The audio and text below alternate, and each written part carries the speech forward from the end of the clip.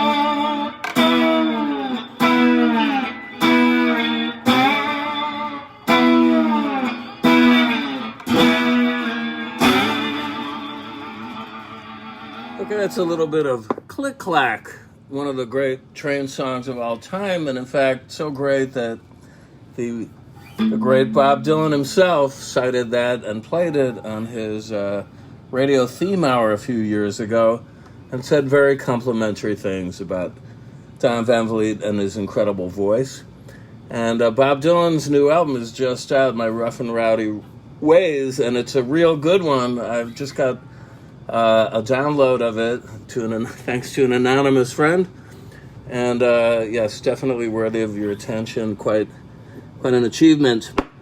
So, Captain Beefheart, I've had fans write in to remind me about some stuff I promised to do, and one thing was to talk about his methodology in writing for guitar. And Don very famously said to me, anyway, guitar is merely stand-up piano, insofar as he often composed, especially the more complex pieces, in a process called through composing. He would improvise. He would tell you it was all planned out, but he would improvise on piano using all of his 10 fingers, and then tape himself, and then hand it to various members of the band, because he did not write out music or read music.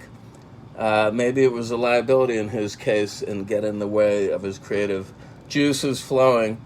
But people like Bill Harkleroad, a.k.a. Zoot Rollo, and John French, a.k.a. Drumbo, were given the task in the mid-period of the Magic Band to translate this music into playable lines on guitar, bass, and drums, and kind of help in the assemblage of these compositions.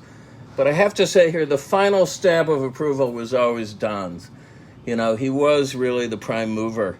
But these other guys should get a heck of a lot of credit, because without their labors and their fingers and muscles and brain power concentrating on realizing this music, it never would have gotten done. And anyway, So another method was sometimes he would scat and actually, sing or whistle. And I can tell you once he woke me up in the middle of the night and said, "Get your tape recorder, man," because we were tasked when I was in the band with Jeff Morris Tepper and Eric Feldman and Robert Williams, later on with Rick Snyder and Cliff Martinez. We were required to carry around little Sony cassette recorders, which I don't think they make anymore as everything is switched to digital. But back in those days, in the analog tape days, that was how you were expected. It was sort of like iPhone memo today. If you had a musical idea, you needed, Don had this idea, you needed to record him realizing it, and then he would say, "Learn this." So he called me once in the middle of the night before Ice Cream for Crow, and he said, "Get your tape recorder, man." I was in a sound sleep, but he woke me up, as his wont. So I sleepily got out the tape recorder, and he said, "Okay, you ready?" And then he started to whistle. He was an incredible whistler, and there are tapes of it. But sometimes it was sort of like hard to grab even a tone out of this. But anyway, I got down what he said, and he said, "Yeah, that's a new song I've written called Melody Arms. And it's all about various people in a hotel in the various rooms of the Melody Arms." So it sounds kind of like the Chelsea Girls in a way, right, of Andy Warhol period. Anyway, so that was one way that he would do it, or he would scat and just say, "You ready? Get this." Ow, ow, ow, ow, and make kind of like violent noises, grunting, or, I've taped a lot of it and put them up on SoundCloud so you can hear some of his choice sounds, and then say, "Learn that on the guitar." So again, it was a task that was a bit of it was like being on what they call a snipe hunt, if you know about this American folk tradition, whereby, you are chasing your tail, trying to realize a more or less impossible task. But actually, Don, as the final arbiter, would vet, before we went in to record, whatever it is we were going to record, and modify it further. In fact, he liked nothing better than to do that, and in that way, he was a bit of a disruptor, so that we would think, we've got a perfectly realized piece.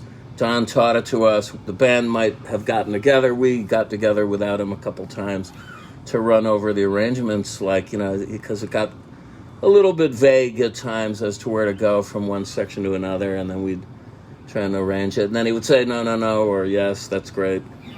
But we were right on the cusp of recording the album Ice Cream for Crow, the final Beefheart album, in 1982. And big props again to Greg Geller, who was running Epic Records A&R, for greenlighting this album. I described a little bit about that in a post yesterday or 2 days ago after the last broadcast here about how that album got made.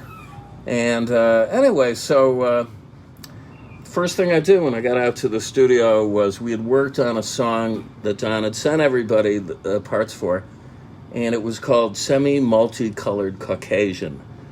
A great title. And this thing went back to, I believe, the Trout Mask tapes that were made by Langdon Winter in the basement of the Trout Mask house in Woodland Hills. Langdon recorded some of the rehearsals, and this was quite a lilting, waltz-like, beautiful, wistful, bittersweet instrumental, and very, very catchy.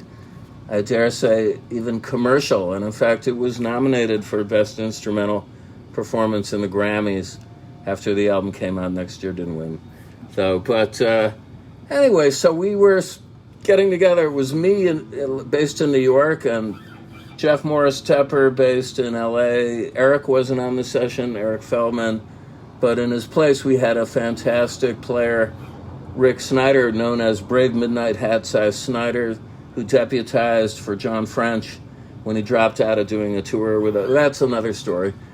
And Rick had played guitar on a tour of Europe and the UK and the US in 1980, and here 2 years later, Don put him on the bass, and he was a very accomplished bass player.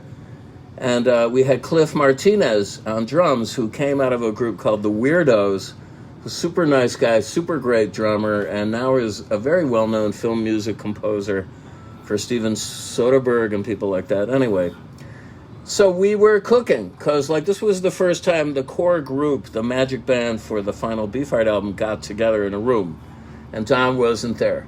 And so we're sitting along, and all of a sudden Don walked in and listened to us play, and he went, "No, man, that's not right at all." So we were a little bit, what they say, nonplussed. We were like, what do you mean? We thought we were, really realizing this well. And he said, "That's not it. I'll tell you something. People think it's hip to have a false ending on album tracks, where you think the thing is fading out and fading out and fading out, and suddenly it swells up again. It hasn't faded out." So I can think of some examples of that actually today, where this technique was applied to, blow the minds of the young listeners of whatever recorded psychedelic whimsy was popular and current in the day. So Don said, "All right, people think it's hip to do a false ending. I'm going to put a false beginning on this, man." So it was like, "Well, what do you mean?" And he said, "You know how you start out, there was a lick, it was da-da-da-da-pam. Those were the opening notes of Semi-Multicolored Caucasian. It was a beautiful flourish, cadence, da-da-da-da-bam. We all came in. He said, "I want you to repeat it, so go ba-da-da-da, ba-da-da-da-bam." He said, "So it'll sound like the record is skipping in the groove." So you see what I mean? There was a lot of these instructions that, on the face of it, were whimsical and capricious, but they were awfully funny, and that was one reason I loved to be around Don so much. He had the best sense of humor, although he would be absolutely serious telling you about this and what you needed to do. And I could go on for days. I got a million of them regarding Van Vliet, and someday maybe I'll put them in a book. I don't know. But in the meantime, read Mike Barnes's biography, just called Captain Beefheart, because it's really pretty exhaustive from an objective standpoint, albeit he wasn't in the band and he never met Don, but he's an enormous fan, and he was able to compile and synthesize a lot of research that was done. And that's, I met him, actually reached out to me, and I unpacked a lot of stories for him. But right now I want to get to the thanks. Here, let's see if I can do it with my shades on. And I'm only wearing them, I'm telling you, because it is so bright here in the window of 720. Oh, I don't want to give my address away. The fans will be out with shotguns. I was afraid of that. Once somebody actually, there was always like, I got a secret treasure map that my friend Harry Hamlin, the actor, told me. He and his friends, after Trout Mask came out, said, "Let's go visit Captain Beefheart." You see, this is how mythological a legend he became. And so they got some kind of secret map. Anyway, Don said once he was on the porch and some fan stepped out of the redwoods when he lived up there, and he was shocked, and he fled into the house and ran under the bed, and then said from that perch or under the bed, "I never made any money in the music biz," to scare them away, as if they were robbers. But I think they were just fans. But it is unnerving, and that is why other friends of mine who were very popular, like Chris Cornell, had very heavy security around his house. All right, so there's a long list of people who contributed from last time. Richard Timms, my friend in the UK, in, where is he? Worcestershire? One of those shires up there. Anyway, so sorry, I'm just blanking out at the moment. Thank you, Richard. Bill Bamberger. Bill wrote a great book about Don, too. It's not that well known. And it's called On Riding Some Unusual Kind of Skull Sleigh. And it's, again, an objective kind of overview of the oeuvre of Beefheart, and it's very erudite. Seek that one out, and actually the estate went and took that title. The title came from one of Don's paintings. He had great titles. I could sit here and read a whole bunch of titles, dude. So check out Bill's book. James Montez. Gary, thanks so much for the music, stories, and history. Wow. Stay strong. I'm trying. I feel strong, man. This is my birthday. In case you didn't realize it here. Let's see. This is Lulu's favorite toy. Every day is Lulu's birthday. Lulu! see if I can get her to do. Here she comes. Let's see if I can get her to do. Pop in, Lulu. Let's see if Lulu goes for the hi. There's Lulu. Say hi to the folks. All right. I love to immortalize Caroline and Lulu in these things, but they're not always willing subjects. So I digress. Thomas DeMuzio, thank you, buddy. He wrote, "Thank you, dear sir." Sir, good. Loved your tribute to Don. Mark Green, another fan, really enjoying these shows. I'm paraphrasing. I play in Weather Beacon Blue in central Iowa. So, yeah, I'd love to hear from you, too. Let's see, we okay? Yeah. I'd love to hear from you, too. I hope you're safe out there.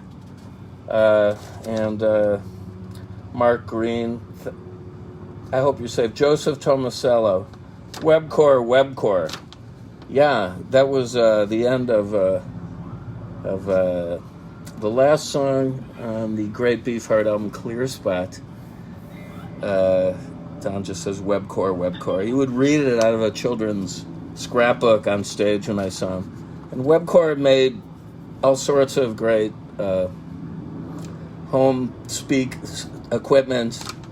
It was kind of a well-known brand in the 50s and 60s. Hank Frisch, one of my oldest friends, going back to my days in Taiwan. Thank you also for your contribution. Hank plays a mean blues harmonica. And anyway, I can also try and alert you to this album on Knitting Factory Records with the fabulous Nona Hendrix called The World of Captain Beefheart. It's Nona, who you may know from LaBelle or her own solo records, really doing a great job with a fresh interpretation of the Van Vliet vocals, which are probably the hardest thing for anybody to realize not being done. I wouldn't attempt it, though I did sort of with China Pig the other day, but that's as far as I go on that. And Nona, we concentrated the band on that, Jesse Krakow, Jordan Shapiro, and Dickie Dwork, and we concentrated on the more R&B-ish side of Don, because Don was a Stone R&B fan. You know, he did an amazing Bobby Bland. Shout out to Mr. C, if you're listening. He did a fantastic I'm Not Afraid That You Saw Me Crying, a cappella. A lot of doo-wop. He was steeped in that stuff as well as the blues, no matter what he said. And so Nona brought out some of the choice R&B tracks. And then we also dived deep into the more avant-garde side of things with tracks from Trout Mask, Lick My Decals Off. And okay, so that's a cue to move to another guitar, which I brought out for the occasion, it being my birthday. And this is probably the final episode, at least for the moment, of my tribute to Don Van Vliet, Captain Beefheart, and all the Magic Band members. And so this is a 66 Seaphone Green Telecaster, which I played extensively in the Magic Band and also with Gods and Monsters. Tellies are incredible workhorse guitars. They really, you can spank them. I mean, they really have a great tone to them, and they were used a lot by guys in the Magic Band over the years.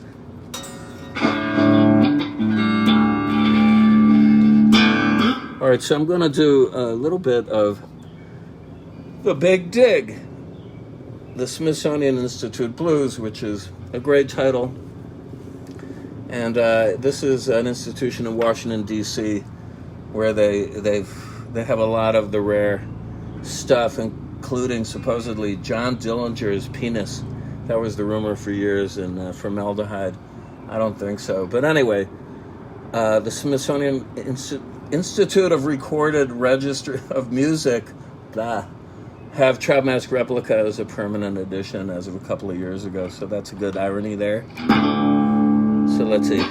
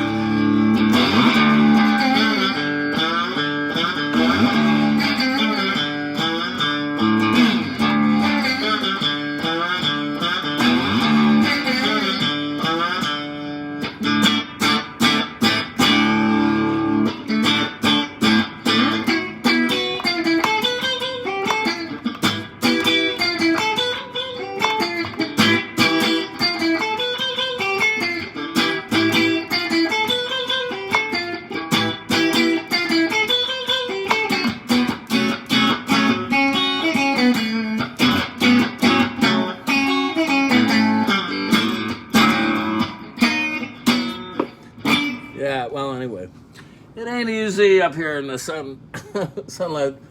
Where were we at?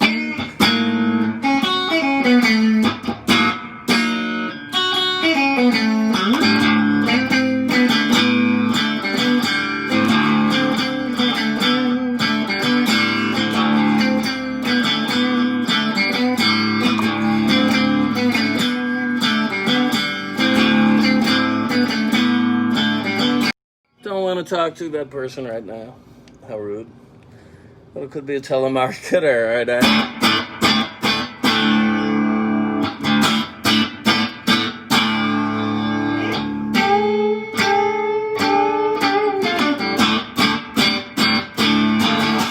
Okay, Smithsonian Institute Blues on the green telly, seafoam green. And yes, I hope you appreciated the effort to drag that back into action and trying to dominate the battle space here. So Captain Beefheart and the Magic Band. So there were many iterations of this over 9, 10, 11 albums. I gotta go back and count them. I'm gonna compile my favorite 5. So watch for that. Maybe that'll post tomorrow and my reasons for choosing them. But I love them all, even the so-called Tragic Band. Now, I got some people commenting about how they loved Observatory Crest and Party of Special Things to Do. And I want to give a shout out to Ira Ingber, who played on that album. And he may well be on those tracks. I'm not sure. But he's a fantastic guitarist, the brother of Elliot Ingber, Wingdale Fingerling. And I think now it's time to take a virtual tour. I'm going to put my glasses on and stumble over everything here now. We've got, this is Welcome to My Dump. I've shown this before. This is going back to Trout Mask Replica era. An action painting in acrylic paint on paper by Don, who told me it was a flying saucer. It looks just like one. And let's see what else we got over here. This is, well, we won't go in there. All right, that's better not gone into. Or here, okay, bookshelf. Let me turn on some lights and I'll show you a couple things. Okay.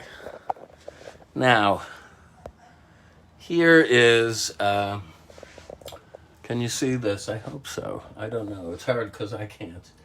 But this is a drawing Don gave to me. Good old boys and girls, Lancaster, California, 79. And you notice it's a gay cowboy with a limp wrist right here, eyeballing somebody's back. And yeah, Lancaster is really a lively place. And if what I understand is true, that there may have been possible lynchings in the neighborhood, I think that's reprehensible. And I hope John French is okay, because he still lives there, or last I heard he did. Also, yeah, I mentioned that Trout Mask Replica came out on Bloomsday, which is the main day, the only day of action, the day and night in Ulysses by James Joyce. There's a portrait of James Joyce, I hope you can see it up there, painted or drawn by, Wyndham Lewis, who I have a certain passion for, as did Don Van Vliet. I got him deep into Wyndham Lewis's work. And in fact, the band made a whole stop, a special stop, to an art gallery in Manchester to see a Wyndham Lewis exhibition that was on our day off when we played in Manchester in 1980. Okay, now here's one of my favorites. And that is a beautiful Beefheart original with pastel paints, pen and ink, red colored pencil, gray colored pencil, and it's the Chinese Fisherman, and that's from 1980 in a nice frame. And there on the right side, kind of like a side-eye view of a wolf. Maybe you can make this out. I hope this registers. So, yeah. Okay, that's the the end of the virtual tour here. We got about 5 minutes left.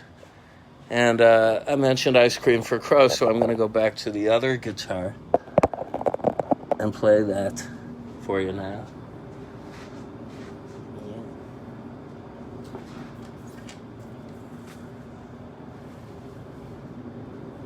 Now this also came out of a piece that was called Drink, Paint, Run, Run. A lot of these later Beefheart pieces are kind of cannibalizations of early work. But you know what? Artists do this all the time, certainly in music. And, if it was a good idea once, why not revisit it again or recast it? So I have to put the shades back on. I'll do Ice Cream for God. I wish Jeff Morris Tepper was here to do the other guitar part, but...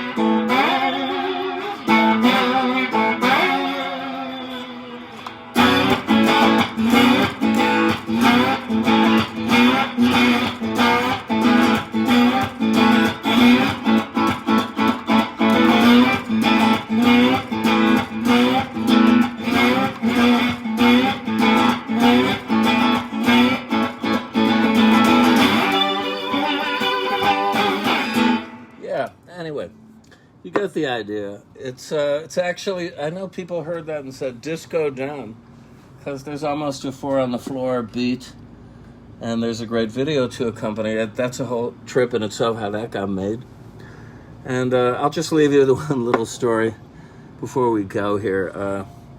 I got down on the David Letterman show. I mean, besides playing in the band, I was also his de facto manager, only by default, just because I love the guy and I really wanted to see him get better known. And I thought that actually, despite all the praise and press that he'd had bestowed on him, he really was in danger of falling off the map, especially at the advent of the punk and new wave era. So, we worked really hard with me and my ex-wife Ling on first Doc at the Radar Station and then Ice Cream for Crow, which sadly turned out to be the last Beefheart album. And I got him in town twice to do promotional appearances on the David Letterman show because their talent buyer over there, their booker, turned out to be a big Beefheart fan, and I guess Dave thought it was a hip idea. So the second time he was on the show, he arrived in New York and I picked him up at the airport, and he was only carrying like a tiny suitcase with very little in it, a very hastily packed suitcase, and they put him up in a really swanky luxury hotel on Fifth Avenue. So the night before the taping, I picked him up at the hotel, and he was hungry and he wanted to go to a nice New York delicatessen. So I took him to the famous Carnegie Deli, which is over on Broadway in the 50s, on 55th Street, I believe. This walk was like a hike, and it was really an epic journey that took all of about an hour. And that was done. He would stop every few feet and just, he'd see things no one else could see, and he'd remark on them, and you had to pay attention to that. And it was funny, but it was also frustrating for people who wanted him to move quickly. And in show business, you have to be on your mark, get set, go, all the time, and, then hang around, sit around and wait all the time. So he wasn't very good to adapt to that anyway. And we got over to the Hilton Hotel, as far as that, which is on 6th Avenue and 53rd Street, right across from Black Rock on 52nd and 6th, where I had a day job writing advertising back in the day. And I had an office that looked down on that street. And we got to the Hilton, and a couple of ladies of the night who tended to congregate there accosted us and approached Don, and they were, very groping and light-fingered, and maybe searching for wallets there, I don't know. But basically on the order of, hey, Poppy, you want to have a good time? And Don was like, I'm a married man, and now I have to leave. So I got him away from their clutches, and we walked a little bit farther down the street. And then we got to the Carnegie Deli 15 minutes later, and that was only about a walk of a block. And there Don did his famous, this table isn't good enough, I got to move over there. He did this a lot, 4 or 5 times, until the waiter was a real New York character. He approached me, and he went, when Don got up the last time, he looked at Don and he said, pray tell, where are you going? This I won't forget. So we got situated and ordered, pastrami sandwiches, and Don was known to indulge in what is basically trafe. And it was only then he kind of weighed up and he said, man, did you get those women numbers, man? Why didn't you get their phone? All right, anyway. So I'm going to wrap it up there. It was wishful thinking, and it was funny, this delayed impulse. But anyway, I'm Gary Lucas. I love telling these stories and playing music for you. It's a big privilege for me, and it's my birthday. And yes, if you like what you see and hear, please share some PayPal love. The address is gary@garylucas.com. Carolyn and I would so appreciate it. But if not, that's okay. I'll be back here on Tuesday, Thursday, and Saturday as ever. I love you guys. Stay safe.